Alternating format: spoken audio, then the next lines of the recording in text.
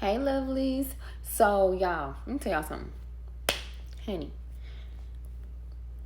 I'm just loving this hair, okay? I'm just loving this hair. First of all, I was locked um for some years, and I loved my locks, y'all. Sister locks I had from 2017 to 2023. 1 second. Let me go get my dog from the backyard. 1 second.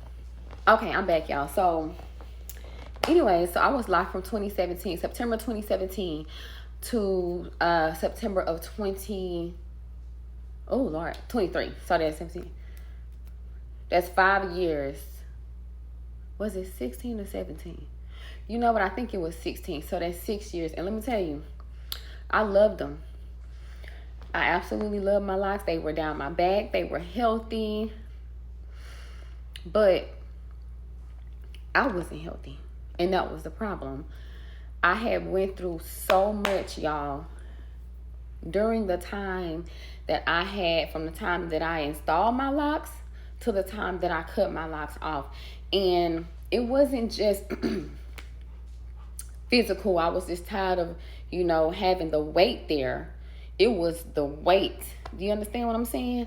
It was a weight that was on me that was so heavy. I had went through I had went through cancer treatments. I was diagnosed with cancer 2018. And then I was divorced in 2020. And I just, in the interim, life had just been topsy-turvy and taking me on a roller coaster. And all of that stuff that had, occurred between the time that I locked my hair to the time that I cut my hair was all intertwined within my hair. You understand what I'm saying? Because people don't be grasping the concept that hair is really an extension of your nervous system. So even when we do things to our hair and we allow people to be in our head, combing our hair, touching our hair, styling our hair, you got to be cognizant of who's in your head, honey. Because like my apostles always say, with somebody in your head, they in your head. You get what I'm saying? And that's so true, because when you are allowing somebody to do your hair, whatever it is that person is dealing with, whatever energies that they are harnessing, that's going to be transferred onto you in some type of way, shape, form, or fashion. And you don't want that negative energy. You don't want a depressive energy. You don't want that. That's what made me really start doing my own hair. And then two, it made me mindful of the type of person that I am, because I know that I'm in other people's heads constantly. So I want to make sure that I have, whenever I am, giving off energy to other people, it's positive energy. It's peaceful. You get what I'm saying? Because it can definitely make an impact one way or another. So the reason why I love my hair right now in this form, in this state, is because it's nothing. It's nothing but it. You get what I'm saying? It is in it's in its own form. It is doing what it wants to do right now. And I'm feeling so what's the word I'm looking for? Okay, so we're just gonna say at ease, for the lack of a better word. But that's how I feel right now. I feel really, really relaxed. I feel light. It feels like she's really happy right now. That's what it's giving. And I think it's very important that whenever we are in between these styles, that we are allowing our crowns to really be expressive, and to take some time to recuperate before we go and attach anything else to her. And the reason why I say that is because a lot of the times when we're putting this hair in our hair, we're putting too much on them. Like even the synthetic weave that we use, not understanding that, okay, this may have fibers in it that could potentially cause different types of ailments, if we're not careful, if we're not washing it correctly. And even if we are, we just don't know. You know what I'm saying? There have been studies that has been that's proved that cancer was connected to using different types of synthetic weaves.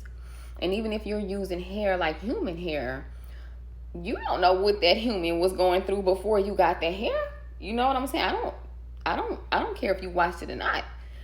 They could have been depressed. They could be dead human hair. It's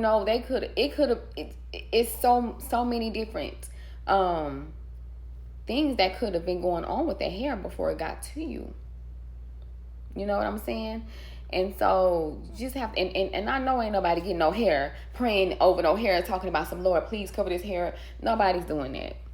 Let's be real. So anyways, we just really have to like be cognizant of how you treat your hair. Let her relax, or him relax before you actually go right into another style. Whenever I take a style down, about the first day or so, I let her be free, like she is right now, and then I'll wash her. And then after I wash her and clean her real good, I'll put her in a real just a real basic style, so that she could be product free and completely clean for some days. And then I might think about styling her up. Sometime I'll keep her clean and for about a week or so, maybe even two, depending on